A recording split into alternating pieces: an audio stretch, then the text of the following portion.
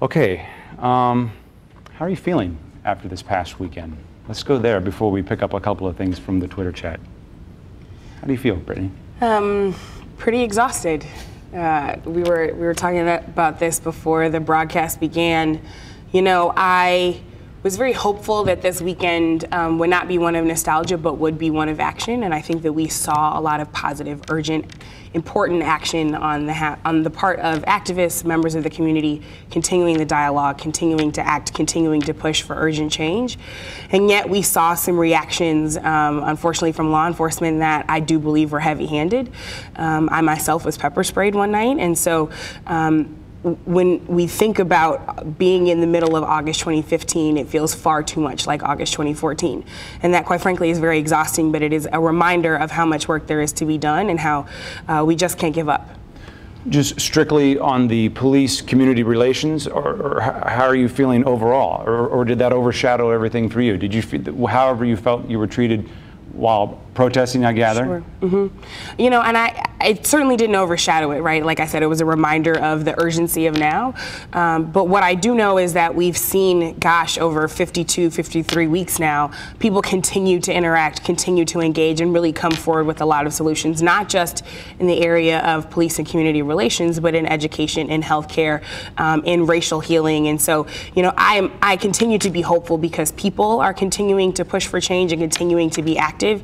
And you know, we know that on the Twitter chat, people said that change doesn't come fast enough, so we need to keep pushing, certainly. Were any of you frustrated? You know, the shots fired that we mentioned at the top of the show, I was there, the police have said as much, that this was not you know, directly related to protest activities. It was a couple hundred yards away. What was your reaction to that? You talk about you didn't like some of the police tactics. What did you think of some of the public actions?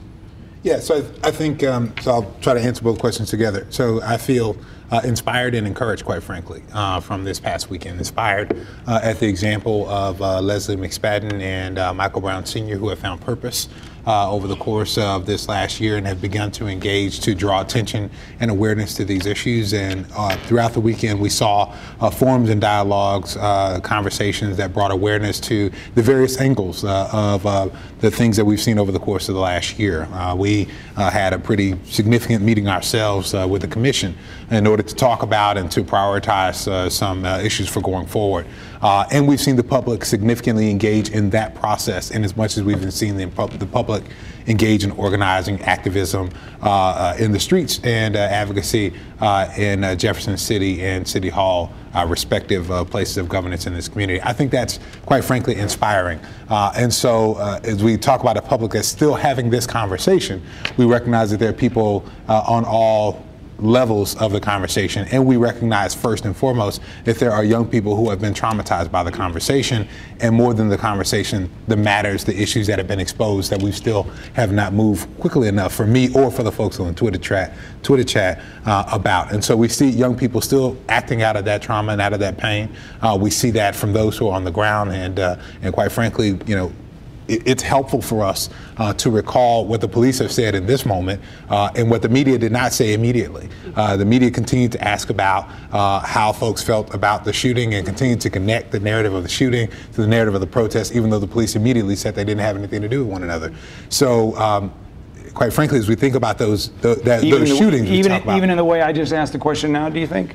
Not as much in the way you asked the question, but I think it's important to point out that what we saw is violence between young people that we see on the streets of our community every single day. What we see is that this just happened to be a time and a place where people were gathered in the collective grief, mourning, and remembrance of Michael Brown, and that same violence, which has pervaded our community for 365 days and the 365 days before that, somehow all of a sudden created a state of emergency. So we need to be thoughtful about the fact that that type of violence was happening in the community well before, but with the nation's eyes upon St. Louis, all of a sudden it was a state of emergency.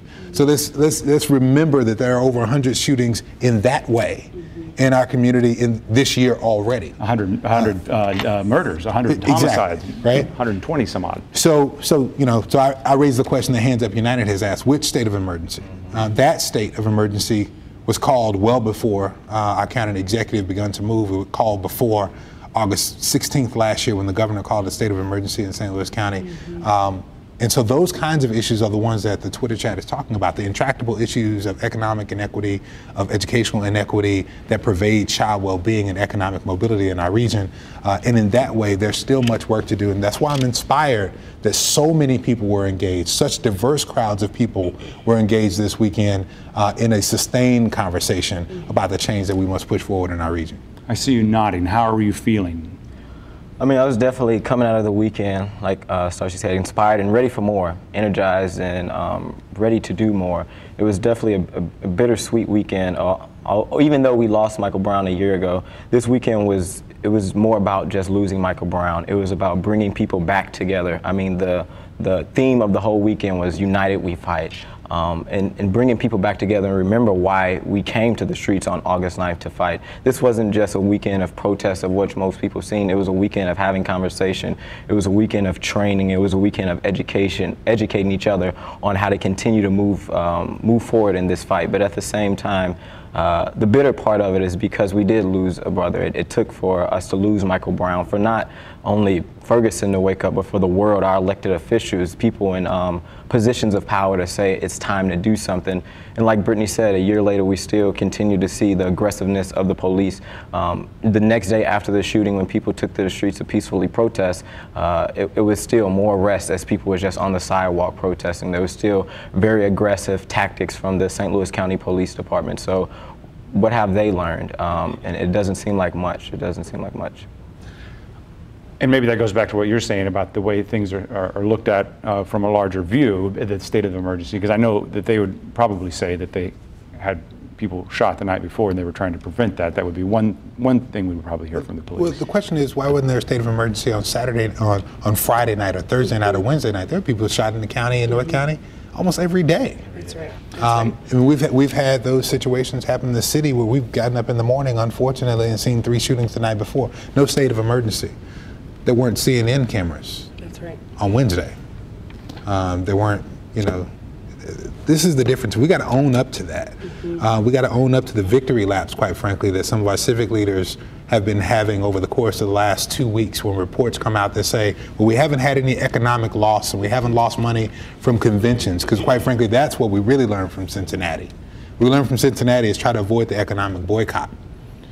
So when we come upon the anniversary, the headlines out of some of our civic leadership circles become the headlines that we haven't sustained the kind of economic loss. But our murder rate is higher. We're losing more young people in the streets. We still have we're still maintaining and managing a system. We've not seen implementation of SB 5. We haven't seen police departments start the process of certification yet. We haven't seen movements toward the reduction yet in the percentage of minor traffic violations that make up cities' budgets, but we haven't lost anything on conventions. And that's my point about nostalgia, right? So it is far too easy to enter these kinds of moments and have a moment of remembrance only, which is important, right? Because Michael Brown's life should not have been lost for us, as Rasheen said, to have this moment and to have this movement in our country. And yet, a lot of times that nostalgia turns into self-congratulations. And so we decide that because enough hasn't gone wrong, or the things that we expected to go wrong didn't go wrong, that somehow we've made enough progress, right? But the consent decree that the DOJ has put forward to the Ferguson City Council still has not been agreed to.